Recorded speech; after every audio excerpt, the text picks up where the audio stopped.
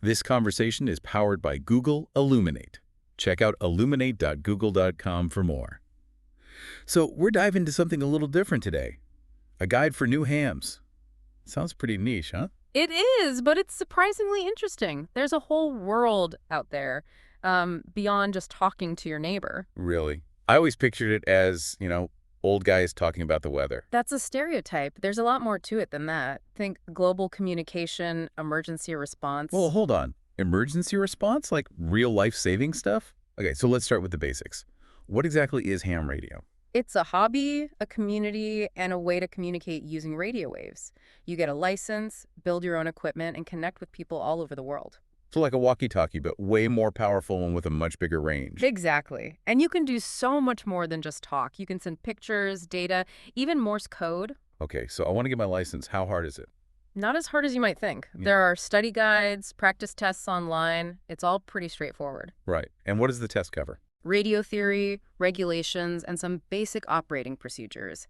It's all about safety and responsible use. What kind of equipment do you need? Is it expensive? It can range from pretty affordable to very high end. You can start with a basic transceiver and antenna and upgrade as you go. I see. And setting up the antenna, is that complicated?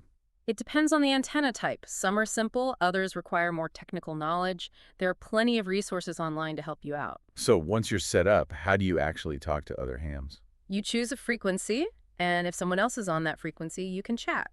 There are different modes too, like voice, data, and Morse code. Morse code? Seriously? It's a classic, and it's surprisingly satisfying to learn. Plus, it's a great way to connect with older hams. What's the ham community like? Is it welcoming to newbies? Incredibly welcoming. Everyone's eager to help newcomers. There's a real sense of camaraderie. That's cool. I'm picturing a bunch of friendly people sharing tips and tricks. Exactly. And there are local clubs and online forums where you can connect with other hams. So it's not just about chatting. Are there other things you can do with ham radio? Absolutely. Emergency communication is a big one.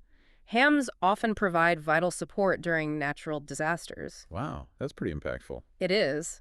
And there are also contests, DXing, that's trying to contact stations far away, and even satellite communication.